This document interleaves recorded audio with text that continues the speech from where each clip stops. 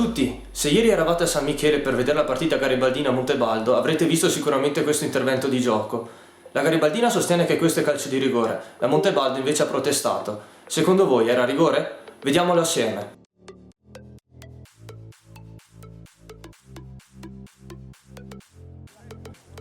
L'azione incriminata inizia quando Bragagna cerca con un passaggio corto Ganz. Ganz guarda verso i suoi attaccanti e lancia per Collarci. Collarci salta e spizza di testa per Fezzi. Fezzi allarga subito di prima per Xeka. Punta all'area di rigore, salta Zeni e si presenta davanti a Lorenzini. L'arbitro non ha dubbi e assegna subito il penalty alla squadra giallorossa e ammonisce il portiere della Montebaldo. Rivediamo adesso però il replay.